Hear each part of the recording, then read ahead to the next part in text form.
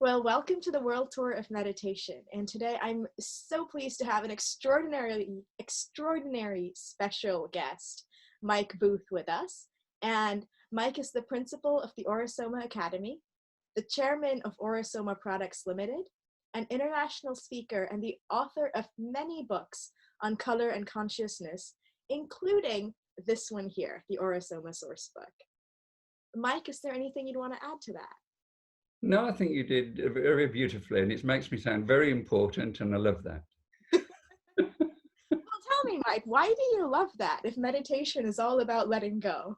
I think it's a case of, standing up for who you are, being empowered in your mission, and really, my mission is to get the juice out there in the world, to be able, as we ladder up towards the new consciousness, towards the new earth, then I want to be part of that, and I want to give myself to that. And so I want to be available for that. And, the importance of it isn't the importance of me, Mike, as a person. The importance is the message, it's the song, not the singer. And, that's where I am with it, Daksha. That's so beautiful, Mike. Mike, tell me about the song that you've been creating and the music you've been weaving in this extraordinary life that you've had. I think that, I met Vicky Wall in 1983, and my life went through a major change. I was specifically told that I was supposed to work with this woman to support her in her mission, and I had no idea what that was or who she was. All I knew was that she was blind and she'd innovated a system of color. I was coming out of 20 years Zen training, all in black robes. Every session that I did was, dressed in black and black cape and all of that stuff. And, that was something that was the tradition that I was steeped in for all of that time. So meeting Vicky Wall and, seeing her in her white clothes and so on, it was to me like an anathema that I was really called to work with her. It was like, where did this come from? My parents were against it. My family were against it. My friends who'd been, meditating with me for all of those years, they said, Mike, you're crazy, to even think about doing this. This is one of those new age things that is really something that, we left behind a long time ago in our hippie days. And I said, well, it's not one of those. For me, it's like I feel this inner calling that I can't deny. It's something that is really, I can't explain even to myself how I feel about it. Anyway, that point in 1983, which was the beginning of my journey with Aura-Soma, this color system innovated by Vicky Wall, began. And so life since then has been about how to bring through color a little bit more consciousness to those who are seeking the steps towards consciousness, meditation, awareness, stepping into who you are, what you are, and the way you to do what you're to do. Really, that's been the main focus over those 30 years or more. Since meeting Vicky Wall, that really has become something more. I was with her from 83 to 91 when she made the transition. And during that time, we really worked in complete harmony. She shared with me all of the things that she'd been given continually during those 7 years. And it was a very generous offering. She always said during her lifetime, well, Mike, what I'd really like is to leave it to you. I don't want to let anybody else handle it because I feel you're the one, kind of thing. And I said, well, I don't know about that, but, I know that I'm supposed to be helping you, working with you, supporting you. And she said, well, that's what I'd like to do. Well, you never know when somebody says those things, whether it's for real or whether it's something that they're just saying, blowing smoke kind of thing. Well, it wasn't. When it came to the reading of her will, and her family, was a fairly close Jewish family, they had expectations in the will of certain things, but she literally left everything to me, formulations, the company, the academy, and so on. So I'd only known her 7 years. We worked together 7 days a week. I looked after her in terms of her day-to-day general well-being. And, you know, it was a really harmonious relationship. So, you know, when you say to me, well, how has that really come about in my own life? It came about as a consequence of doing what it is that everybody told me was crazy, but I had an inner calling to do. And how did you have the clarity to listen to your inner calling and trust it? And did some of that come? It was a no choice thing, Daksha. It was a no choice. I didn't feel there was any choice other than to do what it was that was asked of me. Mm. It was not like, oh, well, maybe I will, maybe I won't, or listening to the other voices on the outside, some of whom are really respected and some who are really loved. It wasn't a case of listening to anything else other than what it was that was told to me that I didn't feel I had any choice about. You know, when she was invited to come and do a workshop at the house I was living in Somerset at the time, I really thought to myself, well, I'll really find out whether this is true or not. You know, whether it's something that there is a choice about, even though initially I didn't feel there was. Mm-hmm. That was a sort of a test moment when she came and did the first workshop at the house in Somerset. And Margaret was feeling very tired. Margaret was her partner in Aura-Soma. She was feeling very tired that day. She said, Mike, would you be prepared to just take Vicky for a walk? She needs to walk because of her sugar, and she needs to be able to get out in the open air before the workshop and so on. So, yeah, I mean, I said yes to it. I didn't know what was going to go on. I'd never taken a blind person for a walk before. I knew the hazards, and the hazards were that we live next to a dairy, and the dairy means that the cows come to the dairy via the road, which was the only way to take anybody for a walk at that point in time. And of course, there were cow pats all over the road. She's in little white shoes, white trousers, and a white top. And I'm thinking, how am I going to negotiate this? So I'm holding her arm and steering her between the cow pats. And she says to me, while I'm in the concentration of all of that going on, which was unfamiliar territory to start off with, Mike, I think we're supposed to work together.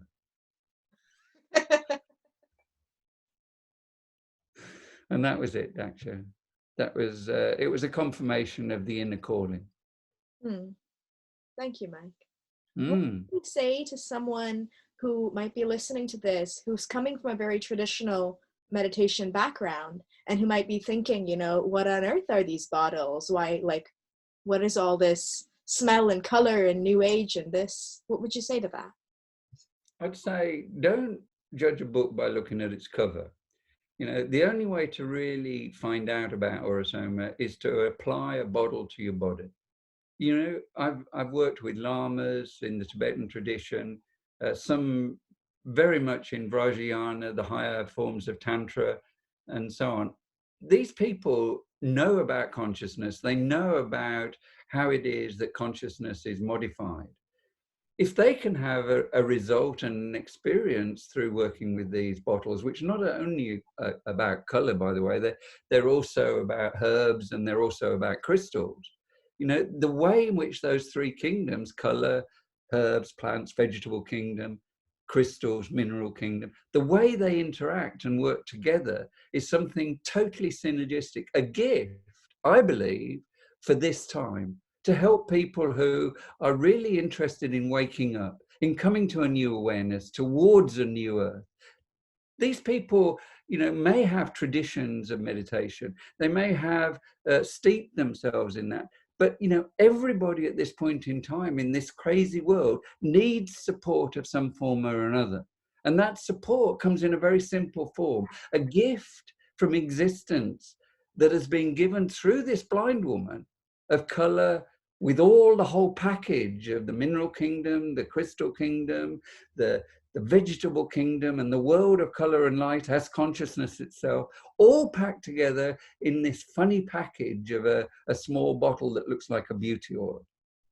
to be able to apply that to ourselves is like giving ourselves back to ourselves. It's allowing ourselves to be the best we can be, to allow ourselves to come to a new understanding of why we're here, what we're for, and the way we're to do what we're to do.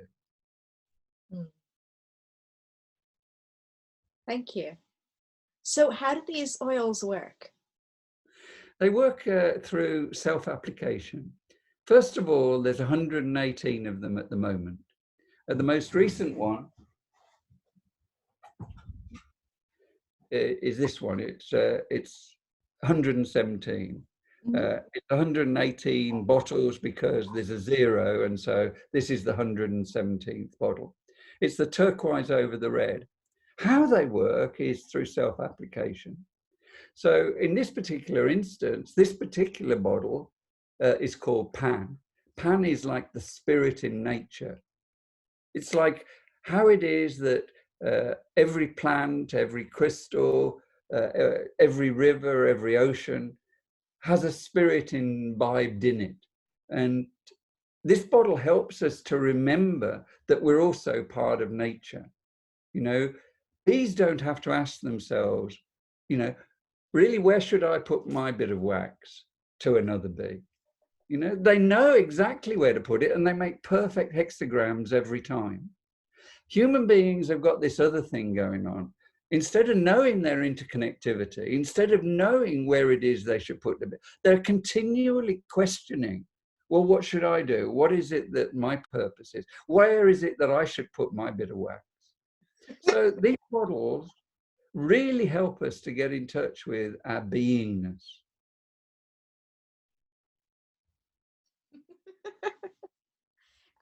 And when you say that, I feel it resonant with the part where you said you just knew exactly what your path was, and there was no question about it. There wasn't a if and back and forth or this and that about it. It was very, very clear. Yeah, calling was one where it was a no choice calling. It was definitely that was very true. Very true. So Mike, I've been wanting to ask you, I remember you saying to me years ago that you experimented quite a lot with Kirlian photography, or the photograph of the auras. Yeah. And I wondered if you could speak to that from the perspective of what you've noticed when you meditate, what you noticed when you use the Aura-Soma products, what meditation and Aura-Soma together or separately do to the aura. Yeah. You think that we're not just a physical body, you know, we're coming in the 21st century to understand that we're also energetic. You know, there's no doubt that part of the new earth, part of where we're going as humanity, away from being homo sapien towards homo luminous, is we're coming towards a new understanding of the energetics. The energetics extend beyond the physical. There are many, many fields of increasing subtlety that go beyond the physical. You know, if it is that we begin to understand something of that, then, for instance, we have core products within the Aura-Soma system, one of which is called the Pomandas. That works on the primary field beyond the physical. It's called the bioenergetic or electromagnetic field. That particular product, that particular tool that we have in the system of Aura-Soma, that one really supports the possibility of protecting the immediate field beyond the physical. In Kirlian photography, the way that's shown is almost like a little valve that goes beyond the physical. It's like a something where you see these little fibers, they're almost like hairs. You must have seen Kirlian photographs. Well, what the Pomandas do is they put a little valve at the edge, keeps the negative energy out, keeps the positive energy in. It's like a filter or a valve that allows the positive to come through, but keeps the negative out. As we protect ourselves, so we protect others. So that's one principle within the system of Aura-Soma, working with the subtle fields. Another one, which is the next layers out beyond the bioenergetic, we work with the upper and lower astral fields. These are called the quintessences. Quint means 5, the 5 elements: air, earth, water, fire, space. Mhm. So the quintessence is really like a synthesis elementally that works in the astral plane. They're labeled with particular names, associations. Probably those people are associated with theosophy or other traditions that mention the masters might be familiar with those names. But these are like invocative. They bring the possibility into the subtle fields of the higher energies from the astral field. The way that occurs in Kirlian photography, it brightens the luminous fibers, those little hairs, and makes them a little bit more apparent. What does that mean in super simple speak to someone who's not so familiar with auras to begin with? It means that everything gets better, Daksha.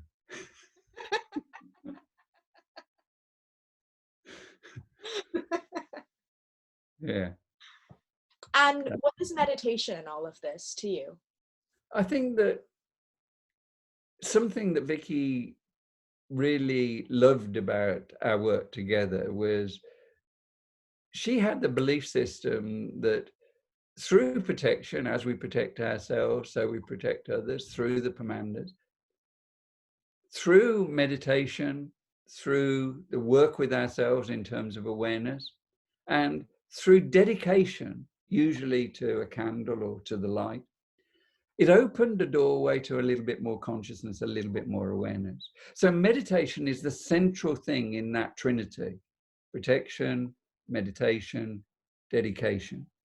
So the meditation aspect was something that very often she would ask me to contribute to. She knew I was a little bit practicing meditation as a daily activity in ordinary life, and sometimes through a bit of sitting every now and then.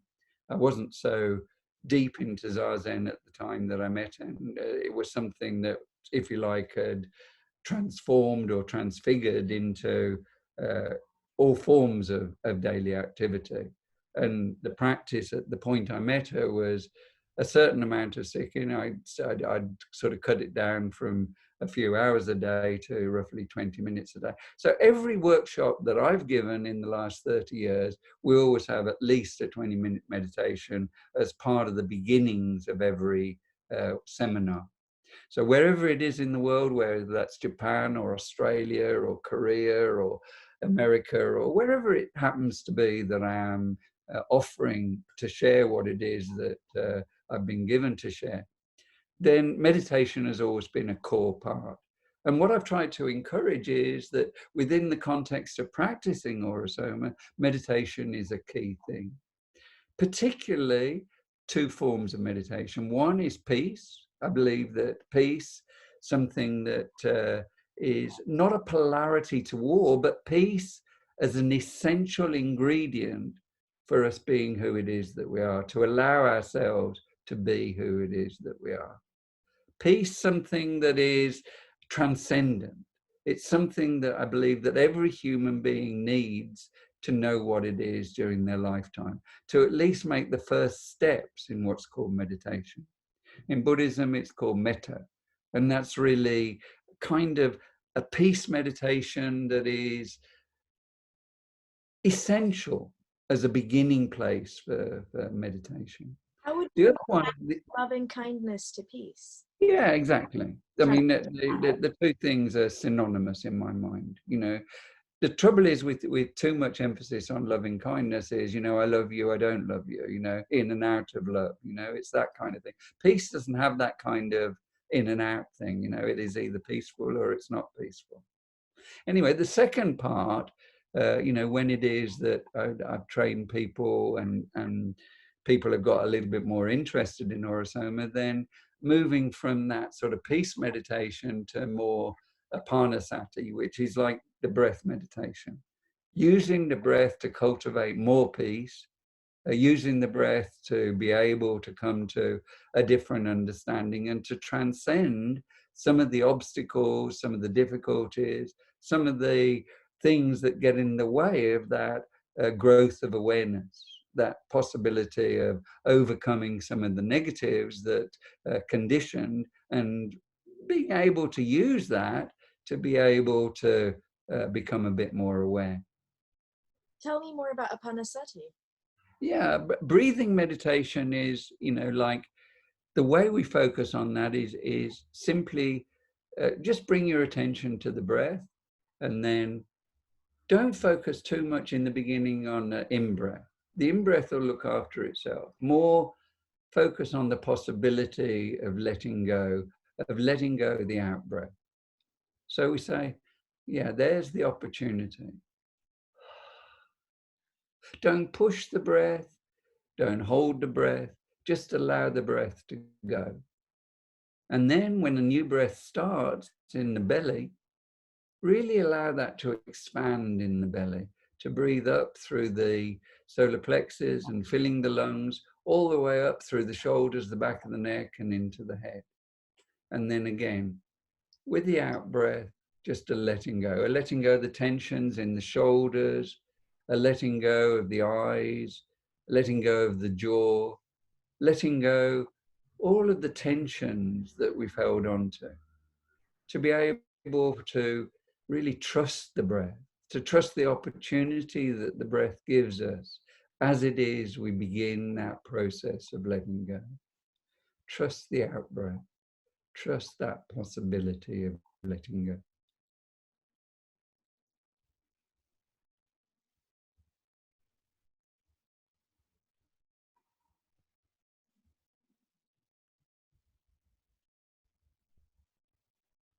Yeah, like that, Daksha. That's very beautiful, Mike. I love the way that you say, trust that possibility of letting go. Yeah, I'm because we can have the idea, the intellectual idea, or even the feeling that we want to let go. But unless it is that we trust the out breath, then maybe not so possible. How does one cultivate that trust of the out breath, or the Peace. trust that it's okay to let go? Peace is the answer to that. If we can find a little bit more peace, practicing peace, feeling for that sense of peace with the out breath, with the letting go, then the trust automatically arises. You drew the parallel, probably familiarity with loving kindness. Trust and loving kindness are actually very much the same thing. I guess when I practice something loving kindness, there is this sense of, things will be okay. Like, Yeah. I can let Yeah. go. I don't have to go in there and change something or control or wish someone would be different. Yeah, and I think that's one of the secrets of meditation that's not stressed enough in the Western world. The Western world, people think it's just a sitting thing, or it's something that you just do when you're in a group situation, or maybe it's something that you do at home in a private space. I think that's a misconception of what meditation really is. Meditation is generally translated from a Sanskrit word called bhavana. Bhavana means culture of being. And if there was more emphasis on that and less on the sitting thing, then what we're talking about, this sense of letting go, the sense of peace, the sense of trust, more likely to arise. In Aura-Soma, the whole principle of why it's included in every workshop is we want practitioners and teachers of the system of Aura-Soma to have cultivated their being, to allow themselves to be the best they can be. And to do that, meditation is implicit. It's part of the process that they need to enter into to be able to do what it is that's asked of them in the context of sharing Aura-Soma. What is it that's asked of a practitioner or a teacher in the context of sharing Aura-Soma? And what is it they have to be to bring their best to it? It's really about empowering others in their journey. So somebody comes to an Aura-Soma practitioner, what it should be, what it is, the possibility is in that situation is that that person gets empowered but through choosing the colors that they're most called to, in who it is that they are and what it is that they can be able to find out why they're here, what they're for, and the way they're to do what they're to do. That empowerment is through the selection of what calls to them the most out of the 118 color combinations. And they asked to choose 4 of them. Choose 4 bottles which are really ones that, not necessarily they like or they dislike, but really have a sense of being called to. What we were talking about earlier on, that sense of calling that goes beyond choice in a sense. So when that happens and the practitioner supports the person in the most appropriate way, it's a process of empowerment. What do you feel this bottle means to you is a kind of general request to somebody coming for a consultation. And then the practitioner adds, through the way in which they've been trained, well, perhaps there's this particular aspect, this particular part to do with this particular color, which is also part of what it is that you're describing in how it is that you feel about why it is that bottle's called to you. Like that. I'm also curious, this just popped into mind. How would someone who isn't familiar with Aura-Soma, and who maybe doesn't know where to find an Aura-Soma practitioner right away, how would they work with the energy of color in their lives, or of gemstones or plants? Yeah. I mean, I think that everybody can find their way to Aura-Soma. There's not anywhere in the world that you can't. The portal that we created, several years ago is an open doorway to be able to contact a practitioner that's nearest to you. Every registered practitioner and teacher is on that portal, and there's their bio, how it is that they want themselves to be seen, all through the Aura-Soma website, if you like. We call it a portal. It's because it's a window through which you can contact. People who want to work with color, surprisingly, in a way, everybody does. Like you've chosen a gold circle on a violet background, to be behind you. That's like saying, well, is Daksha telling me she's an ancient Egyptian? It's that kind of thing,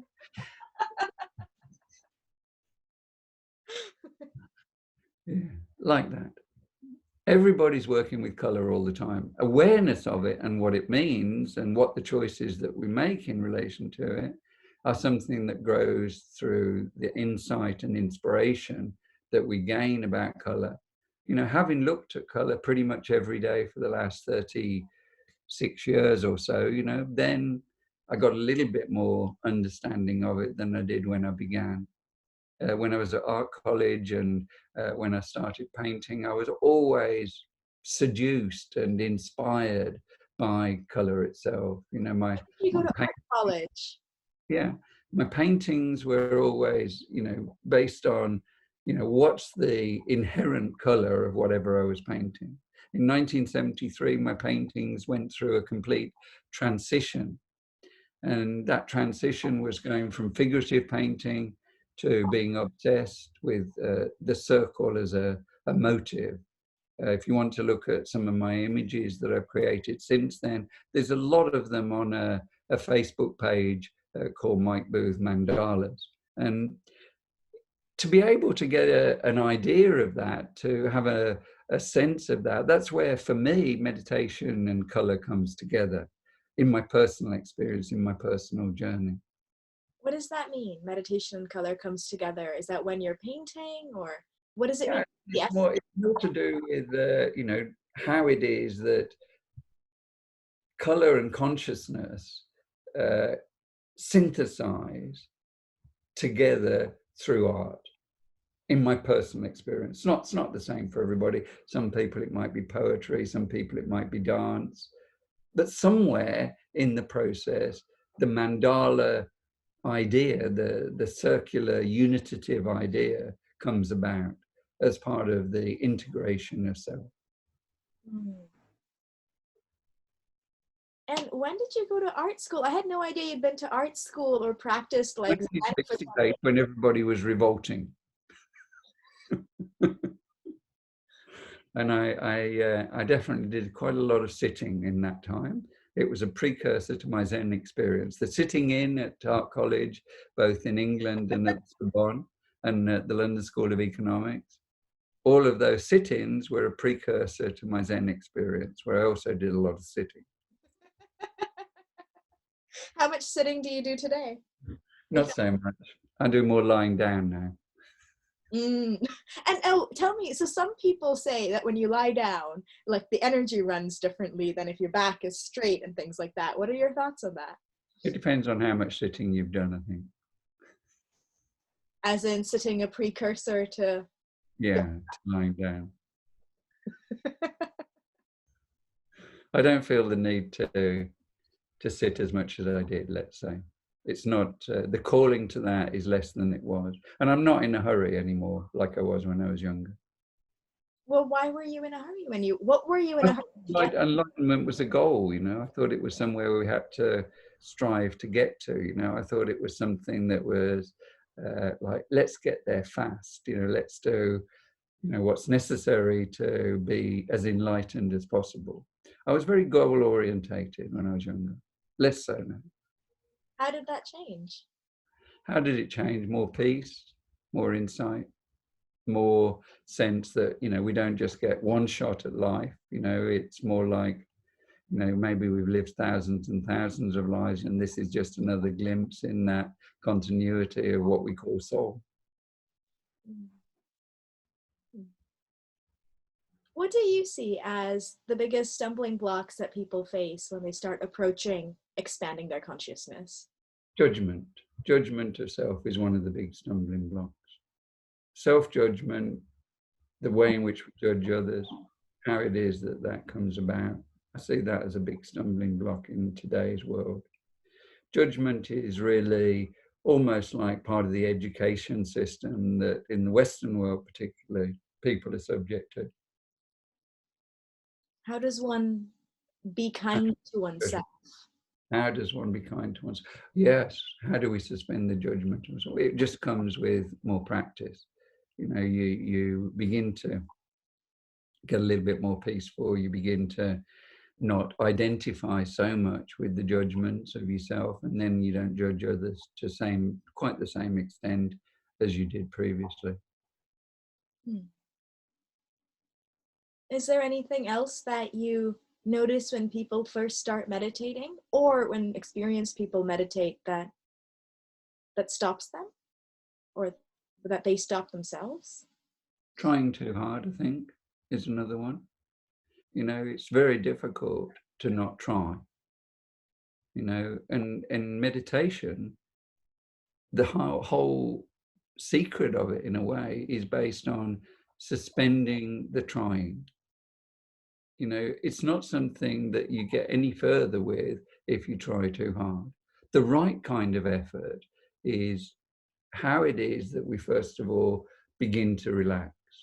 If we can relax a little bit more, begin to de-stress a little bit more, then spontaneously a little bit more awareness of our body-mind connection comes about. The body's an amazing tool. You know, it's an incredible tool. It tells us so many things. Unfortunately, we've largely forgotten how to listen to the body. You know, the mindfulness, awareness, how the body tells us and communicates with us is something incredibly important. I believe that another part of the 21st century, where we're going as human beings, and where we're going towards homo luminous, is also body awareness. How it is that wellness and the body image and our association with the body is very, very much a part of that energy medicine that I was speaking about earlier. It isn't until we begin to get that awareness of the body and begin to be able to listen to the body a little bit more that it is that overall more awareness comes about. What are the kinds of things that you've noticed, perhaps in your own life, um, that present themselves as you deepen your listening to the body? I think more synchronicity, there are more possibilities for synchronicity to occur. Things that, you know, where you struggle with things, where there is struggle going on, get dropped and things more fall into place without you being stressed or worried about it. And what is homo luminous? I mean, it just means, you know, Aura-Soma, 2 words, have 2 meanings. One is energy body, like aura, energy, soma, body. The meaning is aura, light, soma, body. So light body. Well, homo luminous is how do we get in touch with that light body? The work with Aura-Soma is implicitly about applying ourselves back to ourselves through self-selection. We call Aura-Soma, that was termed by a doctor in London at St. Mary's Hospital in Paddington. It was called a non-intrusive, self-selective soul therapy. This was something that came about in the mid part of the 80s, and she wrote about it in her book, The Dictionary of Symptoms and Cures. The only therapy that she talked about as a soul therapy, this was Dr. Carolyn Shree, was Aura-Soma. So that sense of, you know, how it is that the light body comes to be. And then, you know, we go beyond Aura-Soma, we say, well, you know, actually the whole of the movement towards personal growth, the work of, you know, people being interested in the chakras, being interested in mindfulness, being interested in awareness, developing meditative techniques, in a way that's to do with lightness of being.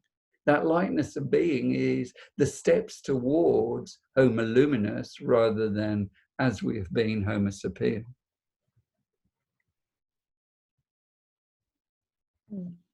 And meditation being an essential part of that, and Aura-Soma being an essential part of that. Yeah, for me, yes, definitely. Okay. You know, the general thing there is, you know, I think that if more people in the populace of the world begin to be meditating a little bit more, then the world will change fundamentally. There's no doubt about that. If meditation was more of an accepted and norm taught in schools, taught to children as they grow up, then in that sense, the world would be transformed. If Aura-Soma was in every household in the world and people worked with their bottles associated with the bottles that call to them the most, then it would be transformative in the world. And instead of some of the things that identification with conditioned patterns, the problems that we can only be too aware of, let's say, would be a little bit less than they are at the moment. You know, Mike, I had a client say to me recently, and I was starting to work with her, and I said, go pick some bottles, I'll tell you more about them, start working with them, and then we'll get into it. And she said to me, she looked up Aura-Soma on the internet, and she said, you know, there was surprisingly very little she could find about it, but what she did see was people saying, wow, it's magical. And so she texted me being like, well, what does that mean? Like, what does it mean that it's magical? And she was just like, I'm just curious. I'm happy to work with it, but what does it mean? And how come there isn't anything more specific about it? And, you know, I said, I gave her the best answer I could. What would you say to something like that? I think that there's a certain restraint that we have in terms of customer feedback. There's plenty of things in the portal that we acknowledge people's statements about Aura-Soma. There's nothing in any of the statements internationally from any of the people that we've selected in terms of their comments, whether it's the CEO of a large import-export company in Germany, or whether it's an ice hockey player from Switzerland, or whether it's a housewife in Australia, or a therapist in California. Whoever it is, it's their practical experience of what it's done for them in their lives. And that's very difficult to generalize. It tends to be very specific. All I can recommend is look on the portal, look at those interviews. But they're not specifically interviews, they're more statements from individuals. And there's plenty of them that really answer that question far better than I could, as somebody who's heard a lot of, well, every day I hear kind of miracle stories. Thank you. Is there anything that I haven't asked you that you think is important to touch upon in a world tour of meditation? Yeah, I think that I think that what would be nice to just kind of round things off would be to talk a little bit about your personal journey with Aura-Soma and with meditation and what it is to you, and then I would like to comment on that. Sure. My personal journey with Aura-Soma and meditation. Gosh, I think I started meditating when I was around 7 or 8 through dance, and it was fantastic. Brought me into very deep states. And then when I went off to learn formal meditation or yoga, I found it very boring because I got there through dance. And so I went on with that. Um, in college, I came across this non-sectarian Buddhist tradition and started practicing with them because the practice of it um, brought me to something in myself so much more than reading scripture did, which is what the Hindu students I met at college were doing. So that happened. And then I went and started grad school and withdrew from the program. And I was over in Wales. And I didn't want to overstay my student visa at the time. So I went over to Ireland. And one thing led to another. And I ended up on Samhain, on All Hallows Eve, at the hill of Tara, walking into a yoga studio, and I saw Aura-Soma there. And I thought, oh, looks like colored things in bottles. Someone's trying to sell me something. I don't know what this is. I don't want any of this. So I left. And then someone told me that the person who did that did consultations with them. And I thought, oh, a consultation. I don't need to buy anything. I can go have an experience. Great. So I went along to it. And good heavens, like the kind of recognition of my soul that I felt there was incredible. And the next day, I dreamt that I was making paintings with these bottles. And the day after that, on the other side of the country, I found Vicky Wall's book. I knew nothing about her, but I started reading it. And the thing that struck out to me the most is in that initial consultation, the person who was doing it for me, who knew nothing about me really besides the colors that I'd picked, she knew my name because I filled up some intake form. She kept saying to me, when you learn to practice Aura-Soma, make sure you find a good teacher. And I was kind of like, when? Okay, I guess, okay. It's kind of a random thing to say to someone who's just come to you. When you learn to practice, find a good teacher. So it's like, kind of like, okay. And so because that seed had been planted in my mind, I kept going to the website and looking up trainings. And within a month, I saw that you were teaching an introductory practitioner course. And so I called up the academy and I'm like, I'm out of college, this like spending money on learning things doesn't really make sense at this point in my life. But I called them up and they tell me it's the first time in 10 years you're teaching it. And I was like, okay, I'm there. And that was really how it happened for me. Meditative practice and experience with the colors, I don't know how to describe it. They sort of show me what's going on in my life in it's like almost like reading poetry or reading a book in life. Like I can see the themes. For example, bottle 89, the red on deep magenta. The first time I saw that, I thought, what an ugly bottle. Why would anyone pick this? A few months later, I was feeling physically depleted, burnt out in life. And that was the only thing attracting me. And what was even more interesting is, parallel to this, I didn't realize this, but what was even more interesting is at that point in my life, I was terrified of red lights in the dark. Like I would freeze with fear if I was cycling and there was a red light in the dark. It was very intense, that fear.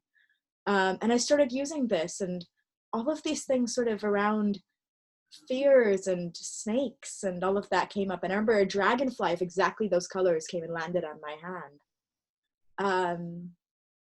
Yeah. Synchronicity. Mm-hmm. Yeah. Yeah, and everything that you've described in your journey and how you bring Aura-Soma and meditation together, that's a very individual view. I mean, to me, everybody's story is like that. It's a very individual journey. you know, and yet there's a thread. And that thread to me is like, oh, you know, you went there and then you rejected something and you weren't sure what it was. And then something was still calling you as though it was like a nudge in the dark. And then you found your way to something that then you found incredibly supportive. So that thread to me is the common thing. And, you know, we could go together and we could talk to everybody who's teaching Aura-Soma, and we would find that similar thread in everybody's journey. Mm. That's very interesting. Yeah. And even, you know, even where you finished up, you know, the red and the deep magenta, the 89 bottle, you know, that return journey is one which is really about empowerment of itself. It's about you becoming the best you can be, you know, to be the lion that you are. In a way, that's like, you know, that dragonfly, that insect, that being that landed on your hand, the reminder from existence that it isn't just something that's in a little bottle, it's also in flight and it's joining you in your life. Very beautiful, don't you think? I think very beautiful. The other thing I'd add is, yeah, I once came back and saw this bottle that I'm always drawn to, Pagliacci the clown. Yeah. And I just saw that exploded on my, you know, broken. And so I picked up all the oils and rubbed them on me and cleaned up the crystal. But yeah, I always remember that. I always remember that moment. Yeah, and I mean, you know, then you say, well, there's a sort of paradox, isn't there, with Pagliacci? There's the thing that's incredibly sad, and then there's the thing that's trying to make everybody happy, trying to make it right for everybody. And, you know, part of your journey, part of your story, you could also have that as a kind of a message or a symbol for an aspect of your being. The one that's sad about the state of the world, that wants to make a difference, and being prepared to put on a happy face, to put on a kind of, this is the best I can do with who I am at the moment for the sake of others. And I think there's a lot of your quality comes through in that kind of way. You know, my gesture towards you would be, you know, that Pagliacci thing is very, very significant. The fact that it exploded in your presence meant that you received the transmission of the energy of that paradox between what Pagliacci means and the outward expression of it. Mike, can you ever use too much of a bottle? Because honestly, sometimes I just want to use all the Pagliacci in the world. No, I don't think you can. I really don't think you can. I was talking to somebody in Spain very recently who, over, I don't know how many years, I think she started when she was very early in her teens, maybe even before. And she works with a bottle every couple of days. And literally, it only takes her 2 or 3 days to go through it. Somebody who's really, let's say, very interested in developing more awareness and really going for it. And, you know, the result is she does a lot for a lot of people in terms of help and support and being available. And it's okay to use the same bottle over and over. Sure, for sure. Yeah. And I mean, you know, my experience, and I was also talking to the CEO of Aura-Soma, Sean Sargent, about, he was saying to me he was using his fifth bottle of a particular one, and that one exploded. And we had a discussion about, you know, the implications of that and why that one should have particularly exploded the day before he was going to start a new one of the fifth one of that particular bottle. So, I mean, you know, these things are anecdotal and a little bit quirky, but nevertheless, they do occur, you know. Even people, like I said, like somebody who's very involved core in the system of Aura-Soma, they have these things occurring. Mm. Thank you, Mike. And Yeah. before we wrap up, I believe that you have a gift of some kind to offer. Yeah, I mean, I'm very open for people to apply for a CD of a peace meditation if they want that. We have it in, I think, 8 different languages if people want that, and we'd offer that at a very special price if they just use the let's call it the Daksha Zoom interview. Then they'll get an automatic big discount on that. And then if you want to download it, then you go to Go Baby, and I think you're going to publish the details for people about how to go about that so that they can access it through that means also. Thank you. Thank you. No problem. So thank you very, very much for your time, Mike. It's been a real pleasure. And I Yeah, hope you found out. too. Yeah, and I hope that people get benefit from what we've talked about, and if not, enjoy their lives. Thank Okay. you. All right.